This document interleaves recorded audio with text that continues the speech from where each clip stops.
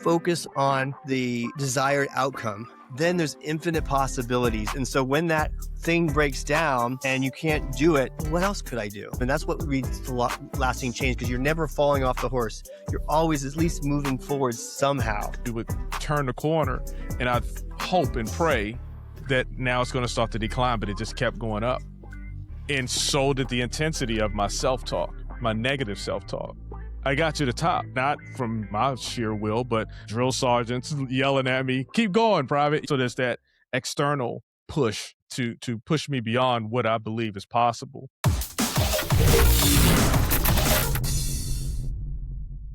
Hey, welcome to Hindsight, the podcast. I'm Lee A. Jones, your host, and today I'm excited because we're talking about something that quietly shapes everything.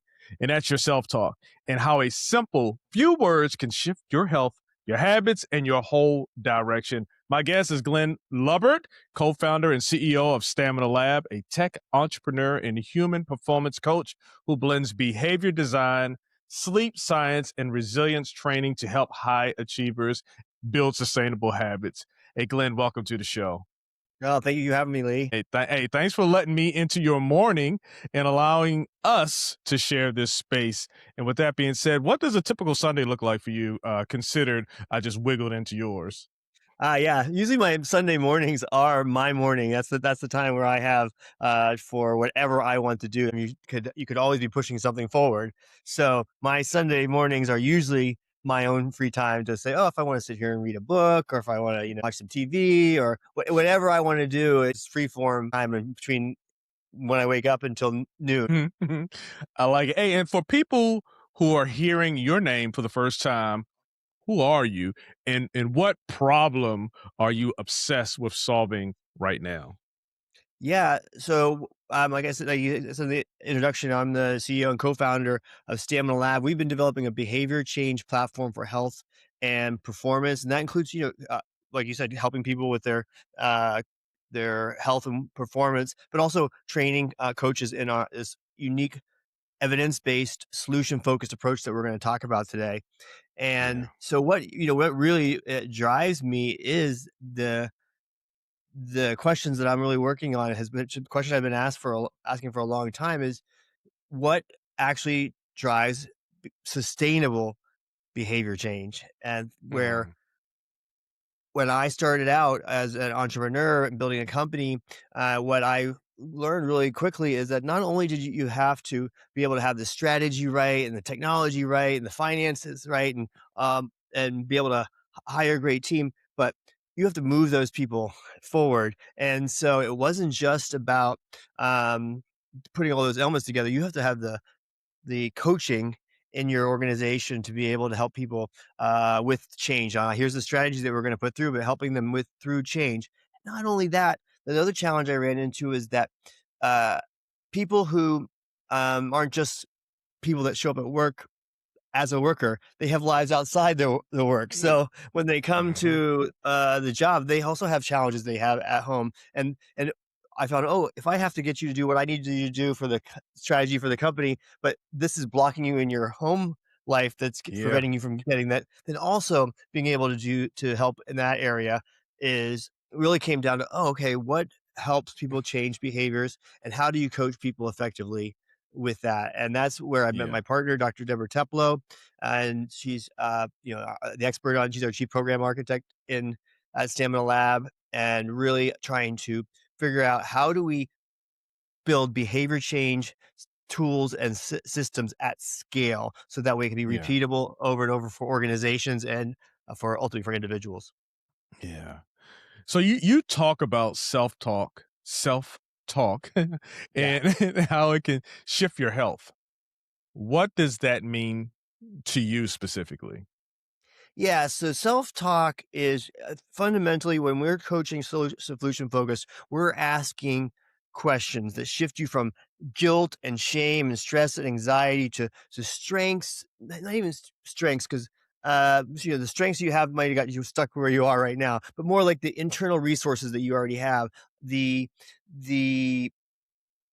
orientating you to things that you have done, even that you have the capacity to doing. You're looking to be your own detective in your own life for evidence where you're already on the path to the person you want to be, the change you want to have. The fact anybody who's listening to this podcast, that's evidence that they're already on the path of the person they want to be. And that's what we're trying to point out when we're coaching is we're asking these questions in a structured way that's, like I said, evidence based. And when I say evidence based, that means there's been thousands of research studies in this approach with over Right. 100 meta analysis that says this leads to lasting change. This is not our specific approach. There's over 40 years of research behind this, and we're just obviously operationalizing and packaging it so that way we can teach it to more people and help more people.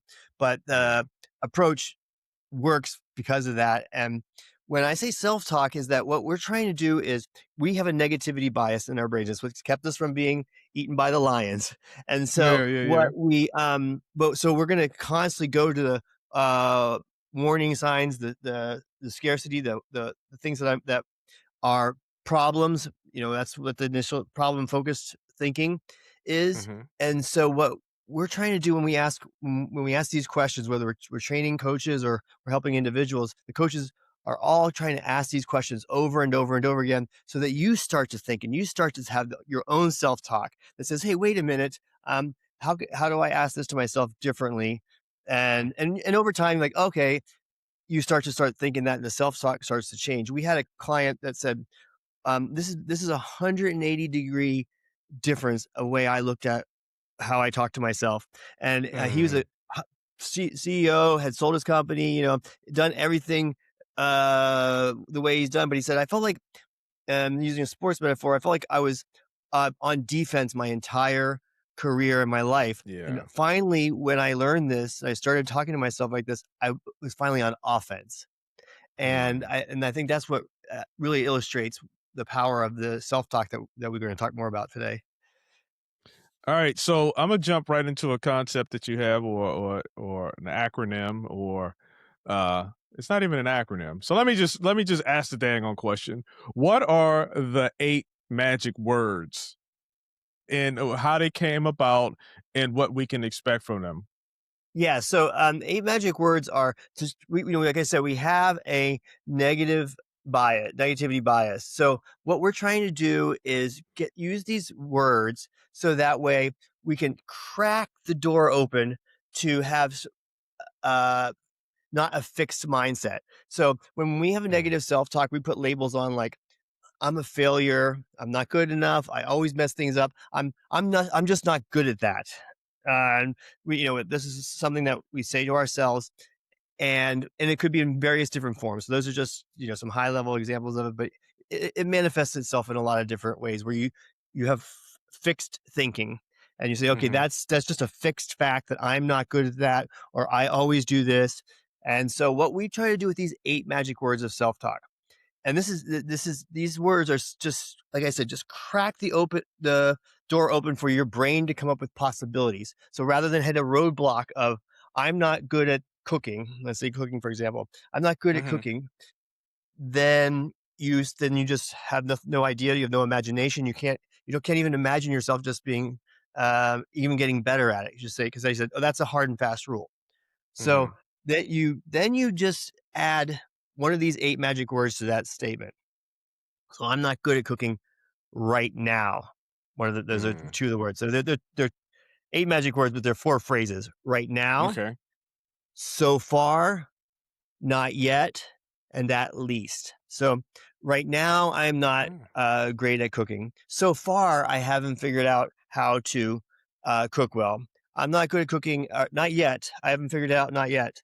Or at least I know how to do da da da da da. And yeah, so, yeah.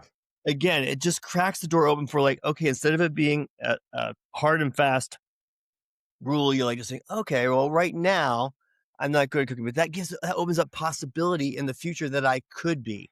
And then Mhm, our brain turns into imagination and we get to have a lot more um, opportunities for mm, ourselves.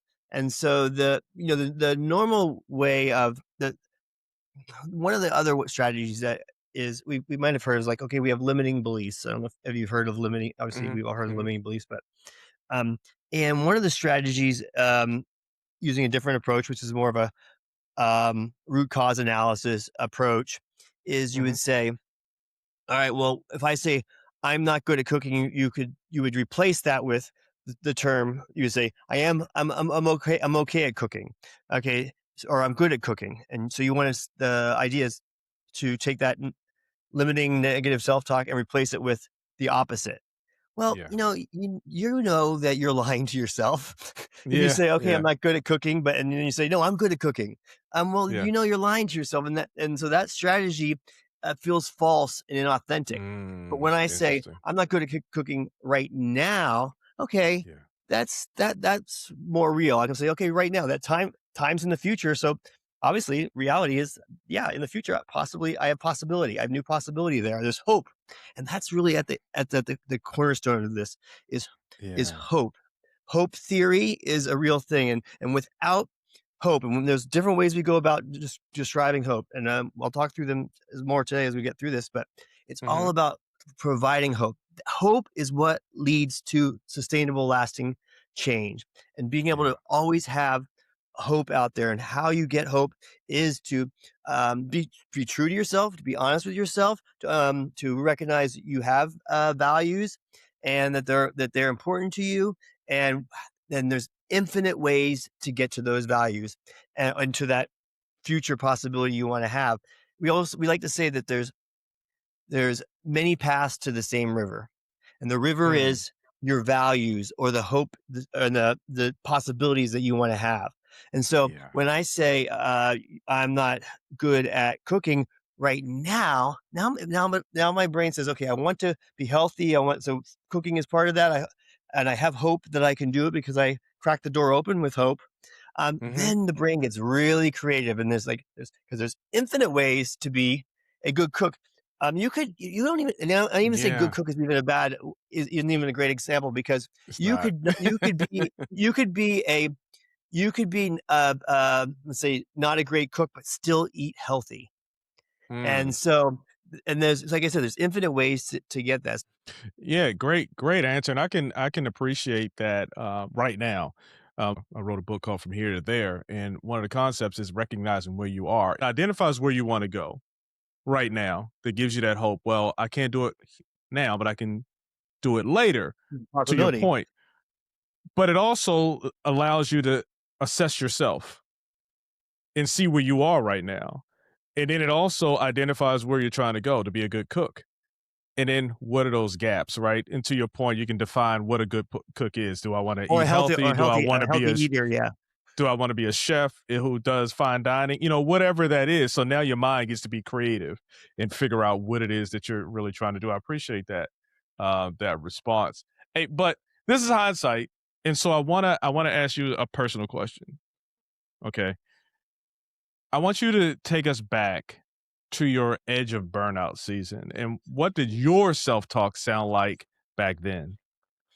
Yeah, I think the craziest thing about burnout is that when you start to identify that you're even heading that way, or you're already, for my example, by the time I identified, hey, I'm burned out, to get out of that situation, to change enough behaviors, to change your environment, that's a long that's a Yeah, long way out, and that's where again where the hope comes into yeah, play because that's where I was struggling with is to say, okay, I identified this. I know that this is a challenge. It feels like there is no hope. It feels overwhelming.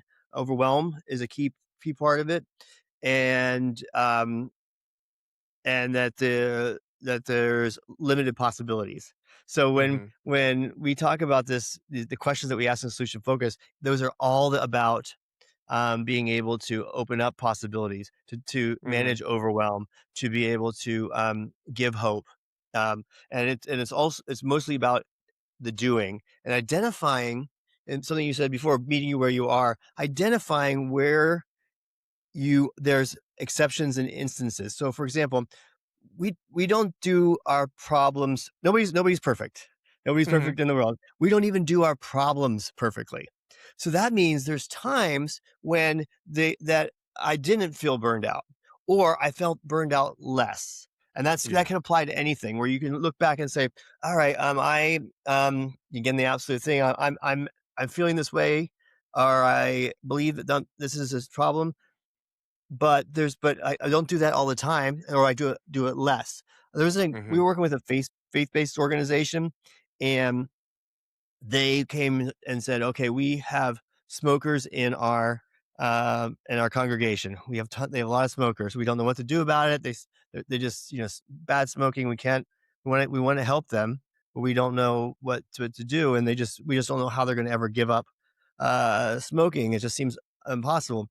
And so we asked, "All right, well, um, do they smoke during service?" I'm like, "Well, of course they don't smoke, during Mhm. service." "Well, do they smoke, at a movie theater?" "Well, no, you can't smoke at a movie theater." "Do they smoke in an airplane?" "Of course you can't smoke at a." Those are evidence that Mhm. they do have the capacity to not, smoke, and then you look at how they were doing that. How do they manage to be able to do that? And those are the threads you start pulling on and saying, okay, they're able to do it in this situation. Let's figure out what those skills and resources that they're bringing to it. It could be individual for everybody, but Yeah. and then using those mechanisms in other areas. So when you go back to my burnout piece, it's like saying, okay, well, um, okay, I didn't feel burned out, say on Sunday mornings when I'm able to like have this free flow time. So okay, so maybe some less structure and free flow around. I need to pull back from some structure, um, and then that time I would be able to feel less overwhelmed. So Mhm. those are clues. You're going to be a detective in your own life and looking for times when your Yeah. problem is less or not existent at all, and what's happening then. What's the environment like, and what can you take from that to apply to other areas? What if you don't have an experience in your past of something that reinforces that you are able to do a thing, right? And you Yeah. just have to dig deep and you just have to find it in you or whatever that looks like. Like what do you have for that person? And I'll give a brief story, a story I like to tell. Um, when I joined the military and we had to do this road march, it's the first road march I ever did in my life. And a road march is when I say road, but we were going up this mountain. We got rucksacks on, we got weapons, helmet on. And I'm just coming into the military and I really had nothing to pull from to get to it. And I specifically recall my mindset, my self talk. I can't do this. This is too much. Every time we got up the hill, it's a mountain, so we would turn the corner, and I'd hope and pray and think that now it's going to start to decline, but it just kept going up and up. Mhm. And so did the intensity of my self talk, my negative self talk. And eventually, I got to the top. And this is an achievement that happened not from just me and my sheer will, but I got drill sergeants yelling at me, get up, keep going, private. You know what I'm saying? So there's that external push to push me beyond what I believe is possible. But that's an extreme situation, and it's not a war situation, just an extreme for me, Yeah. a physical one over, getting through that. But what if you don't have someone yelling in your ear? You don't have that person that's cheering you on Right. or convincing you. How can someone find that it right to Yeah. get you from here to there? Yeah. So two different directions you can go in that. First is first, as Ashley said, what do I know about myself that tells me I can do this? That's one question. Hmm. Like, what do I know about myself? And it doesn't have to be a direct one to one. I struggled here, but what I mean, life is a struggle. So there's Yeah. something in you like, what do I know about myself that says I can get through this? And that resource doesn't need to have to even come internally. It could come from somebody else in your life. That could be someone close to you or someone that is in your ancestral lineage, or even just Hmm. something cultural lineage, or your um, where you identify and what groups and countries or whatever way, but there's a vast resource that you could pull. Like, what do I know about myself? Well, I know, my mother struggled, and when she was young, and she was, she grew up in a really poor state where she just had wood on the floor over top of dirt, and Yeah. and there was an outhouse out back. These are all true stories. And there's an Mhm. outhouse, and that's how she had to live for her growing up, and like if she could do this, I can do this. So Mm, yeah. I can pull. I don't have to pull just from my experience. I can pull from I that, like or that. I could say, if you read a book on a biography or something that really speaks to you, that's another, way to resources you. It doesn't have to become directly for you, but what do I know about myself that I have the capacity to be able to do for that? And again, be a detective into your own life. Mhm, And mhm. I really like the ancestral part of it, or your family too, because that gives you even more resources to pull from. Absolutely. Um, and then the other area would so that's looking back into the past for your resources. Mhm, The other area is to ask yourself, um, whenever you're in a place where you're struggling, the first thing you want to ask yourself is, what do I want instead? What do I want instead? Because you, when you could get, let's imagine you called a cab, and the driver pulls up to the curb, and you get in the cab and you mhm, say, and this is a self-talk you're gonna have. And the cab driver says, all right, where do you want to go? And you're like, I'm never gonna get up that hill. I can't, I mhm, don't want to go that way. I'm getting yelled at. I'm like, I can't do this. It's getting hard. The rucksack is heavy. I'm like, all these things that I can't do. And the cab driver's like, okay, but I can't go anywhere until you tell mhm, me what yeah, the destination you want to go. You just keep telling me where you don't want to go. I'm like, yeah, I get it. You don't want to go those places, but where do yeah, you want to go?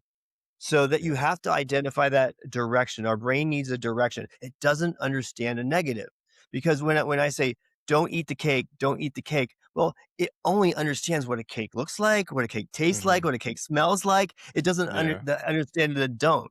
So whenever you say don't eat the cake, don't eat the cake, all it's hearing is oh, cake, Eat cake, cake, cake, cake, eat cake. the cake, So yeah. yeah, so you wanna use that same idea. Um, Here you wanna have a instead. What do you wanna have instead of those thoughts and feeling, Mhm, and put it there?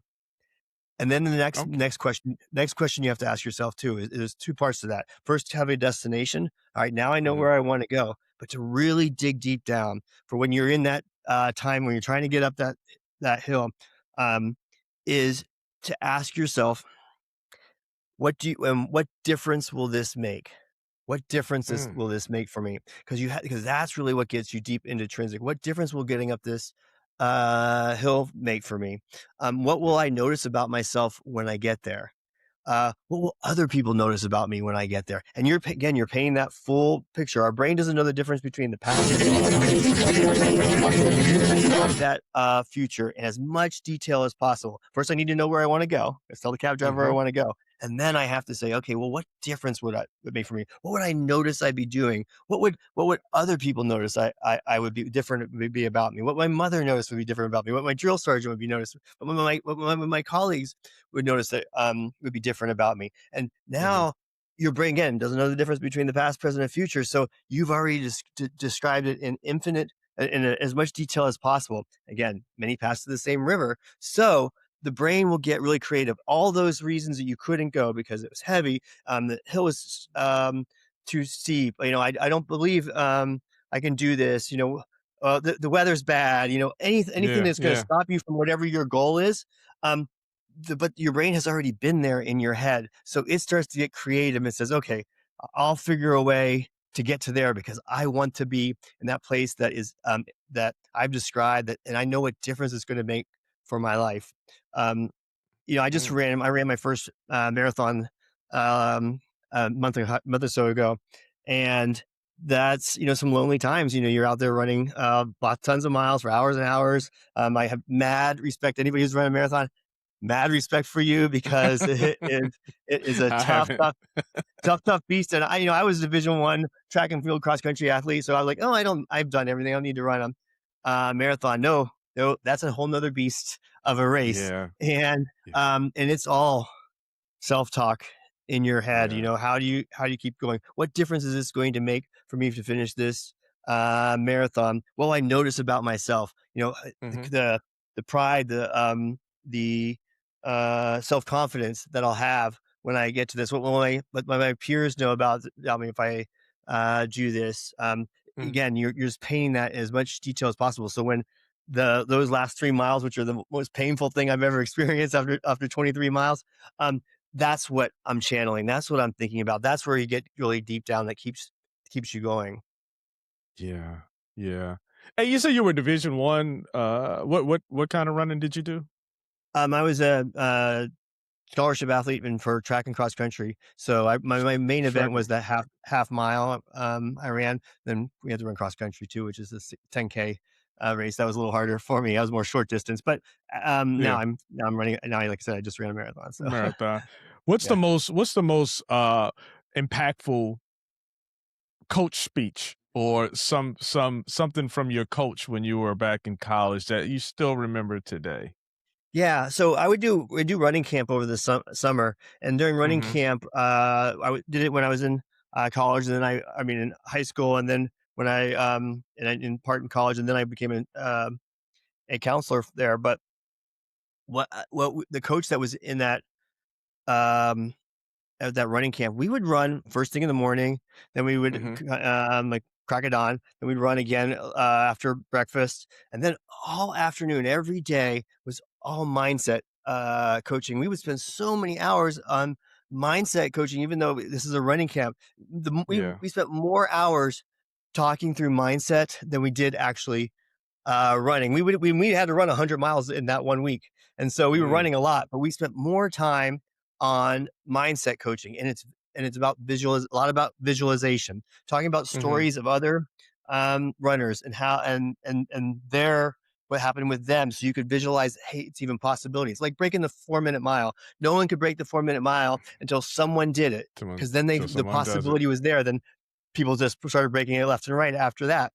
But the visualization is again like describing what do you want to instead, what difference would it make, and visualizing it in as much detail. Where would you be, what would you be doing, how would you be doing that? That's when you want to go back into your past and look for examples of when you were doing things in one area and how you were Mhm. doing that. It's the how you were doing that, so that way you can visualize it in the future. All high performers, they all visualize in as much detail that possibility, because you have to have that river that you're going to go to, and you want to really know it as deep down and in your bones as possible.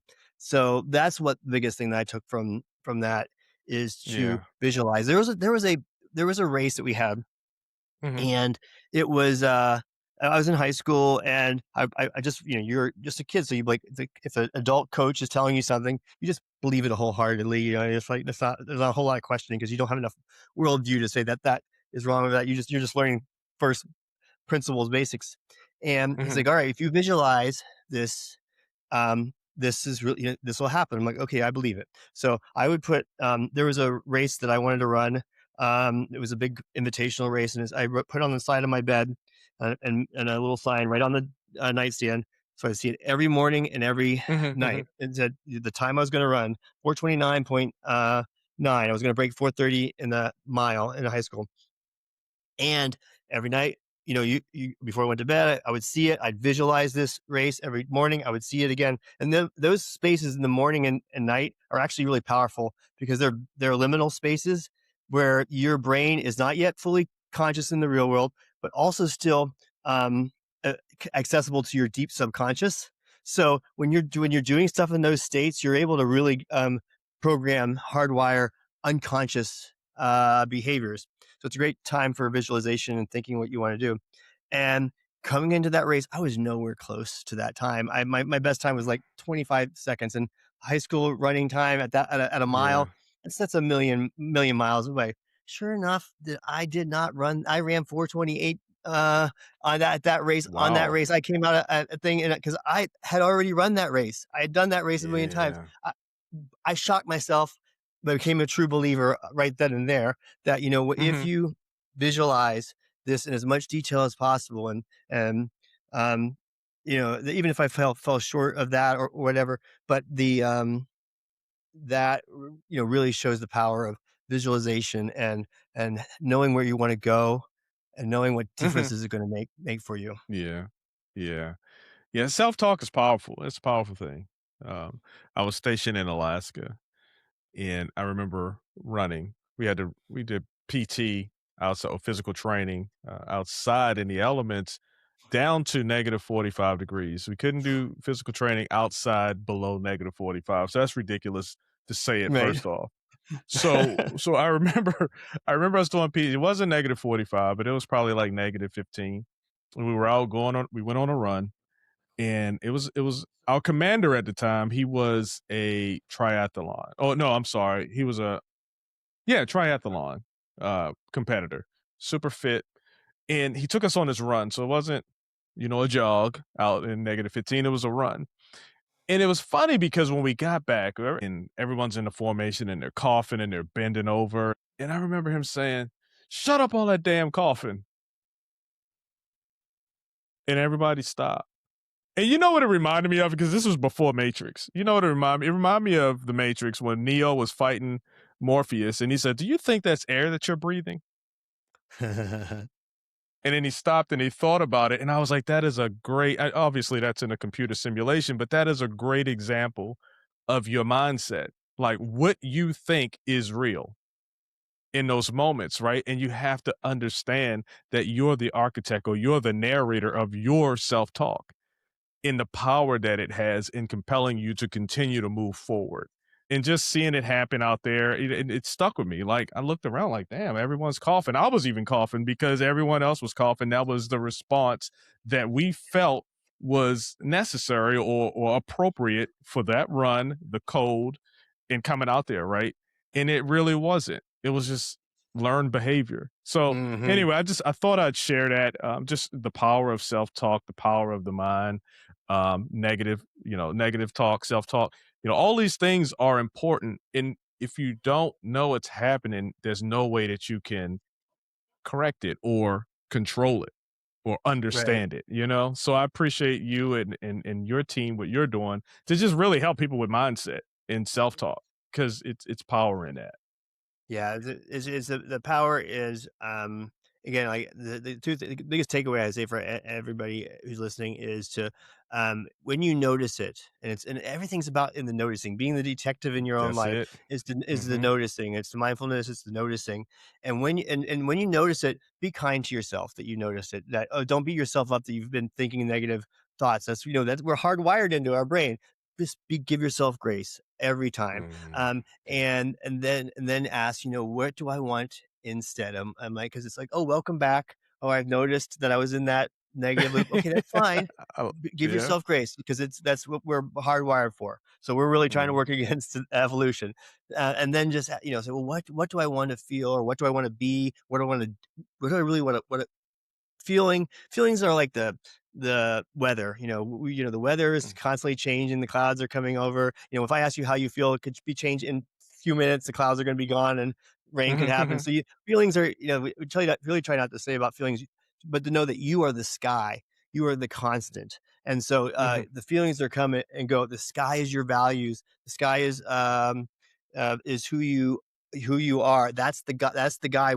If you don't know exactly what you want instead, go back to your sky, go to your values, mm, and that can be a shorthand to where you want to go next. You don't have to have all the answers figured out, but if you just keep moving in that direction of what you value and what you hope mhm, for, then at least you're moving in a little bit in the direction. You might not be hitting that exact goal or that number or that a metric that you want to have in your life, but you're still moving in that direction. And that's what leads to sustainable change. Is that okay? When you look at rigid habit systems, where you say, okay, when this happens, then I'm going to do that. All right, then that's a conventional habit system that people would say, find an existing habit and then add another habit on top of that.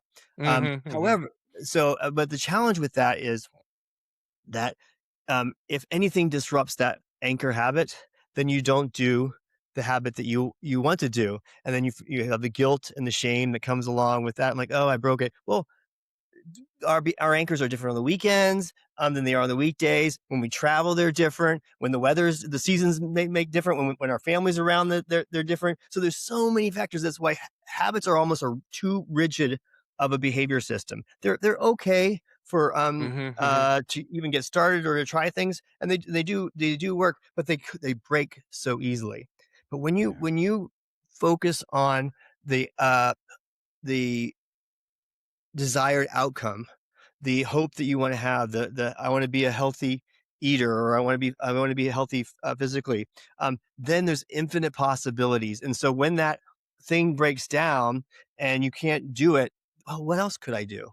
And that gives ultimate freedom, and that's what leads to lasting change because you're never falling off the horse. You're always at least moving forward somehow.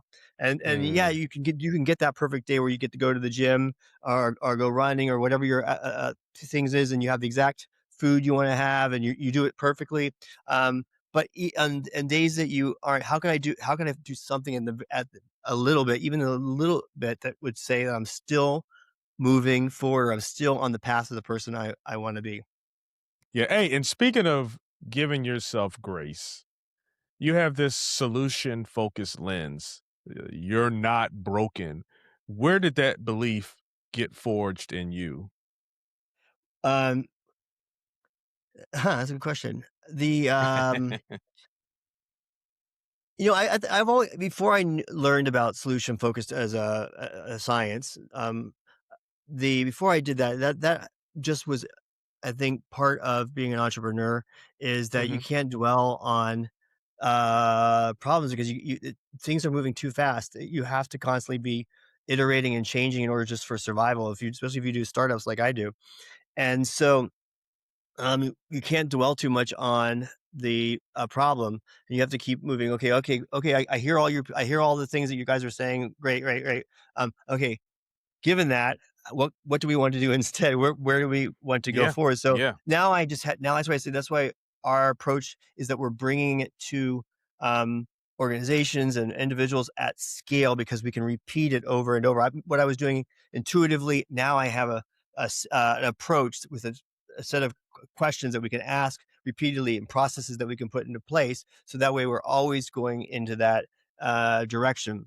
And there's always a way to find that solution, um, resource is, even when you have a failure, Mhm. the the question is not to go back and figure out why did this thing happen? And that's the traditional approach to say, okay, well, let me look at the root cause of this.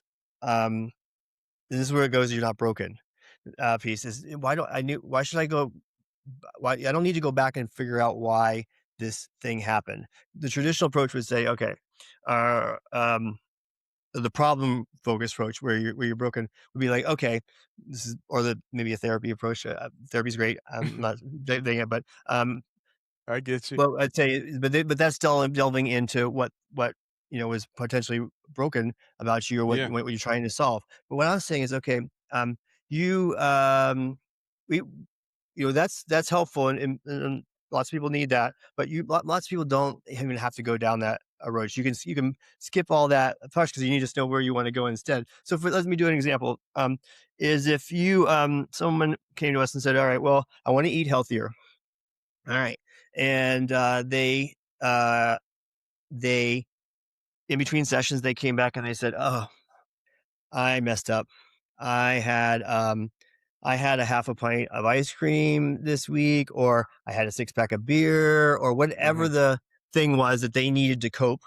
And these are coping Mhm. things. They're doing it for a Mhm. reason. Nothing we're doing is not for a reason. And so they have the guilt. They're like, "Oh, I messed up.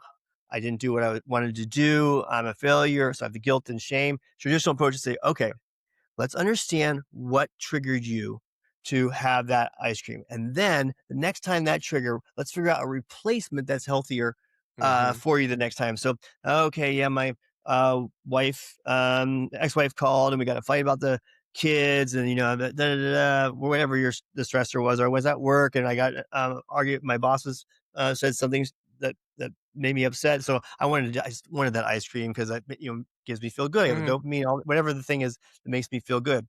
Now I have to relive that whole thing again to explain it to you. Okay, and first of all, I'm beating myself up for it. I have guilt and shame. What we would ask then, and then you could replace this problem with whatever, rather than me telling you you having to tell me the whole reason why that is, it doesn't really matter because, Mhm, I would say to you, "Okay, you had a half a pint of ice cream." And then I would ask you, "Well, what kept you from eating the full pint of ice cream?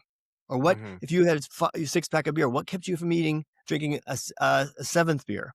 Because that's where the strength that's when you noticed. That's when the strength came into your place. The capacity you had for change came to you. And now instead of us having to beat up under that failure, no, I'm pointing out where you did something right. Is that mhm. yeah, you had to have a pint of ice cream. So tell me, why didn't you eat the full pint? Well, I didn't eat the full pint because I'm trying to reduce my sugar. I want to be healthier. I knew that once I had some, I'm Yeah. okay. And I Mhm, say, what else? What else? What else? And you just list all these things out. Now, instead of that guilt and shame and me having to go back and telling me all the problems or reason why that happened, now you feel a lot better because I'm like, actually, no, I actually did something. So the next time something triggers you, and that doesn't have to be the exact same thing. It could be mhm. anything that triggers you. Now you start to remember. You start to tell yourself, talk. Oh no, you know what? I remember that I had a strength Mm, at that time, and I even in a troubled time, I was able to bring to bear something yeah, that helped me keep moving forward. I like that. I like that. I like that. I never really considered that. What that I'm at a loss for words. I like that. Because that is an interesting question because now it helps you to now focus on solutions. We talked about that earlier instead of harboring on the problem. That Yes, may or it's may all not be a continual problem, but you're making it a continual problem by focusing on it. That's interesting. I like so that. it's all this whole approach is about Yeah. keeping momentum going. And Yeah. when you have the negative self-talk or you're beating yourself up with guilt and shame or you're stuck with overwhelm or all the things you can't and can't do, it is preventing you from moving forward, even in the smallest way. So, and same thing with the habits. If you don't do them exactly right, then you say, "What the hell? I didn't get Mhm. it." No, and then Yeah. you beat yourself up on that. All of those things are preventing you from are taking time away from the momentum that we want to have. So when I ask what kept you from eating a full pint, that's identifying where you still have momentum, and that's all we're trying Yeah. to continue to be a detective where we have the resources and the momentum and keep identifying that. And that's why. But and I said at the beginning, the client said we went from I was felt like I was on defense to I feel like Mm. I'm finally on offense because Yeah. now you can Yeah. keep pushing Yeah. yourself in forward with momentum. Yeah. Hey, and for the listeners who didn't and the watchers who didn't write down those 8 words, what are those 8 words again? Yeah, so it's right now, so far, not yet, and at least. I love simple things that can really help to shift your mindset just slightly, right? And I love the fact that you want to Or keep that momentum and not get stuck in things. stuck, you do get stuck. The moment you realize, the moment you noticed, Uh-huh. welcome back. Be gracious with yourself. Like, even laugh. You're like, oh my goodness, I probably was thinking about that for 20 minutes. Now, Mm, what do I want instead? Be gracious with yeah. yourself and at any moment, and then because it's a practice. We're just trying to practice. It's like any other thing. Mhm. Is the skill that we want to learn. So be gracious with yourself. Don't spend any more time than you already have or you have to on beating yourself up. Just ask yourself, what do I want instead? What difference will that make? Where am I already doing things just even a little bit better? Yeah. Hey, and you kind of touched on it, but I'm gonna ask you anyway. Why do you think doing more of what's already working is so powerful? It's powerful because you are able to have that momentum. You're able to not spend as any more time than you have to, or than you have on this belief that you aren't good enough, that Mhm. you aren't moving forward, that you aren't um, where you want to be. Because it's so much more joyful. This approach is so much more joyful. Yes, cognitive behavioral therapy and looking at root cause analysis, and those work. They do work, but Yeah. they take longer. They are a little they're more focused on the things that we're doing wrong and trying to solve Um, solve for that. This gets you to the same place, but with a lot more. joy Mm. and momentum that you can really bring to bear. So I think it's the joy and the hope of solution focus that is at its core. Hey, can you share with me? Don't worry about everybody else who's listening. Just me and you talking. But can you share a story when you used these 8 words or two of those 8 words and you saw a measurable change in maybe sleep, energy, stress, focus, anything? Yeah. So I think one of the ones for sleep is so powerful is that Hmm. okay, a cognitive behavioral therapy for insomnia approach would say, okay, if you aren't able to fall asleep, then and you're in bed for more than 20 minutes, the conventional wisdom says get out of bed and go out and do something else because Hmm. you don't want to associate. It's all about associations. You don't want to associate not being able to sleep with being in that bed. Okay. So that's and that works again, works. But Hmm. what I've seen works so well with myself, and every time I tell this to other people, they almost say, "Oh, Les, you're almost a sleep whisperer." Um, is that uh, um, is that I use the word at least, and when I in this situation, and what I mean by that is that when you're in bed and you start to say, "Oh, I can't sleep," and then it starts to spiral out. "Oh, I have so much more to do tomorrow. I'm not getting my Hmm. sleep. It's going to be a tough day." I'm like, "Oh," then the mind starts to go out of control. What I say is, well, let's reframe that or say instead of sleep, we're just trying to get rest. At least I'm getting rest. And so at least I'm getting rest. Okay, maybe I'm not going to get a exact full night of sleep that I would love to get, but at least I'm getting rest. And rest is even if you just close your eyes and you laid in bed all night, you'd still be able to function the next day. Yeah, you're going to probably be tired and you're going to probably Hmm. sleep really well the next day. Well, at least I'm getting rest, and at least I'll sleep well tomorrow. And when you do that, that kind of just takes away the moment of the Yeah. angst of I have to get again, I have to get this sleep or I won't be good. So again, that's a fixed mindset thinking. But when I say at least I'm getting some rest, then you're like, okay, then I'm just going to focus on rest. At least I'm getting rest. And I'm just going to lie here and I'll breathe and I'll meditate or whatever. I'll just think and just be like, okay, at least I'm getting rest. Oftentimes that's enough to calm your nervous system to be like, because now we're not focusing on that one thing that people often fall asleep. So at Hmm. least I use this all the time. I say, oh, at least I'm getting rest. Let me do a body scan where I'm paying attention to my body and doing that and relaxing those muscles. At least I'm getting rest that way. And Yeah. that has worked for me so well. And so many people that we work with on sleep. And it's not also it also comes out of science too, acceptance and Hmm. commitment therapy for insomnia, Hmm. which is just accepting the moment and staying in that. Like I said, I don't make the end of this stuff up. There's science behind all this Yeah. that I bring to the table. But that, at least for me in bed, is one of my go-to power moves. That is a good one because I find myself doing that as well. Thankfully, when I hit the bed, I typically can fall asleep pretty soon after. But there are those times when I'm tossing and turning. It's typically because I'm anxious about something that's going to happen the next day, maybe Yep. something at work or travel, something like that. And I do remember me saying to myself, "Well, at least I'm resting, right? I'm Yep. resting my body, and then it kind of translate into my mind starts to relax a little bit, and then I Yeah. fall asleep. So I Yeah. definitely agree with that recommendation. So y'all heard it here first. He's whispering a lot of cool things that we can do going going forward for real. I love the simple stuff, especially with the mind shifts. But speaking of sleep, how does sleep and self-talk influence each other? And which one would a normal person um who isn't all trained and understands all these things, which one do we usually address first and why?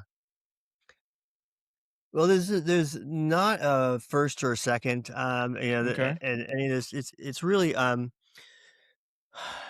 again, it's defining what you want to, what do you want, where do you want, what do you value, what do you want. I'm like, okay, I'll just say this just in general. I want to be a healthy person, and so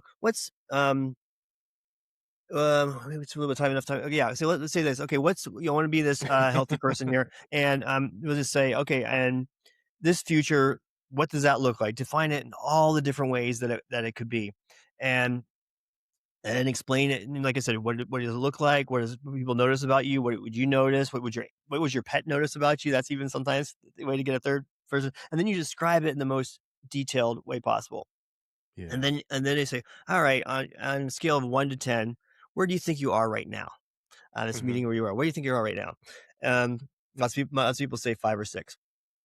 I'm about a 5 or 6. And I'm like, okay, well, what makes you, let's say 5, what makes you a 5 and not a 4? And so then you start to look at all the things that you are actually doing. Well, Mhm. I'm actually, I do, say if it's sleep, or I want to sleep well, describe what perfect sleep would look like. Like, well, um, yeah, well, I do get a shower at night to calm down. I do try to make some tea, or I do the at least, that type of thing, or I get out in Mhm. the sun in Mhm. the morning, whatever. You just list the things that you already do, and that's what makes this approach so um, interesting. Is that I'm not the expert telling you what to do. I'm asking you, what are you already doing? You are the expert in your own Mm. life. You have your own environment, your own families, your own culture, your own lifestyle, everything that is about you. So I can't tell you exactly what's going to work for you. And in fact, if I do, then when you go to implement this, just prevents you from lasting change. Because if I tell you what to do, then when you get into it, you're like, yeah, that's what Glenn said. The mind's so uh, wicked. It'll go in there. It'll be like, yeah, but that's what Glenn said. That's not going to work for me. And that gives you an out. Mm. But when I ask Yeah. you, what are you already doing? Again, it's identifying the resources. And then this is the big key question that anybody can take away from today. When I say, when you identify what do you want your instead, you listen to this episode. The next 24 hours, no matter what your instead is going to be, what thing is, whether it's sleep or your self talk or whatever, um, in the next 24 hours, what's one thing that would tell you, not that you're going to get it, what's one thing that would tell you that you're on the path to being that person, to being that Yeah. number 6 in that, like, not that we don't need to get to the perfect 10. We're just asking, we're at 5 right now. What's one thing that would tell you that you're on your way to getting Mhm. to number 6. I don't have to get there. I don't have to tell me what I'm leaping toward. It just gives me evidence that I'm on their way. And that's all we're looking for every day, is what's something that tells me that I am on my way to sleeping better, or I'm eating Mhm. healthier. And just look for evidence for that, or something that I could do. I'm like, it just gives you infinite possibilities, multiple paths to the same river. Because when you say, okay, what's one thing? Oh, it's pouring down rain outside, or it's 40 below Mhm. outside. What's Mhm. something I could do, even the smallest thing that tells me that I'm still moving forward? I still have that momentum. Yeah. Yeah. Hey, Glenn, I appreciate that. Hey, what haven't I asked you that you wish more people understood about self-talk, sleep, and real change, or not even answering that, just something you wish I had asked you? Yeah, I think that I really like to get across that the be kind to yourself in change. Change is difficult. It's not linear. There's fits and starts. We can look at ourselves as, not moving forward, but there's always evidence of where you are moving forward, even in the smallest way, and to just be kind to yourself and not beat yourself, Mhm. because there's no value in that. You're not moving yourself forward in that. And so just the fact, if you can just give yourself grace and always, say, oh, welcome back, or Mhm. even Mhm. humor. We always say the F word in our work, the F word, which is fun. Look for where, like, when I say what you could do in the next 24 hours, well, what's one thing you could do that would be fun that you could do? Like, even the easiest and funnest thing that you could do, because you're just trying to get momentum to move forward. Yeah. So that's what I would say. Yeah. And where can the listeners connect with you and Stamina Lab? And what's the best first step to learn more or work with you? Yeah. So if you go to staminalab.io, that's stamina, LAB.io, Mhm. There's assessments on there you could take to that starts to get you into the world of solution focused. And there's a YouTube channel. We have tons of videos that we produced that talks all about this. These are different approaches from different lenses. We talk about from procrastination to healthy eating to sleep and to tons of different diet, even finances. We talk about solution focus for finances because that's Mhm. financial health is a key one. So there's tons of research for an individual. If you're a coach or a leader or anybody who works with people where you have to affect change, like I example my example of being as a startup entrepreneur where you have to affect change anywhere where you are a person that wants to affect change and you want to learn this approach and be able to do it at scale repeatedly and have your team be able to have that. We have a training program for this as well, and that's all at I like it. staminalab.io. All right. Cool. That's Glenn, y'all. Thank you, Glenn, Thank for you, Lee. coming on. Hey, I really appreciate you bringing this down uh, to what actually works. Shifting self-talk. And I really learned something. So thank you. Selfishly, I had this one-on-one conversation with you that people got to listen to. And I always am looking for ways to help because the mind is a tricky thing. Self-talk is a tricky thing. The narrator is always working. And a lot of times it's external things that are writing your script. So just understanding those eight small words can make a huge impact in how you're looking at the world. And then, shifting self talk, building tiny habits, and using sleep and recovery as real foundations for change. We talked about the eight magic words, why you're not broken, and how sustainable progress comes from doing more of what's already working. And I appreciate you being on the show, Glenn. Thank you, Lee. One question I would ask, and ask the listeners for themselves to ask themselves is when we end our um, sessions, either group coaching or individual, and in general, I would ask, what's one thing you heard yourself think or say in this last hour that you want to Mm. take with you? What's one thing that you heard yourself think or say in the last hour that you want to take with you out of this? And I ask you that, Lee. What's one thing you heard yourself think or say this last hour that you want to take with you? Man, not now or not right now. Or, I got the concept and I'm gonna go back and I'm gonna write those eight words down. But just for me, and that's why I kept bringing up, it's just adding those two words at the end of a statement to Mhm. restructure my mind on how I'm approaching what it is that I'm going through. I think Yeah, that's powerful. yeah, I really do. And you try to do these things, right? Once you begin to become aware of yeah, your mind and how it works. So not necessarily your brain and your mind, but your self-talk and that narration is going on. And it's usually your mom tells you to do this, so you respond that way. Your boss tells you to do this, so you respond that way. But it could go against what it is that your best self-interest at times. Right. And those are bad examples because your boss is usually cool and your mom is always great. Right. But yes.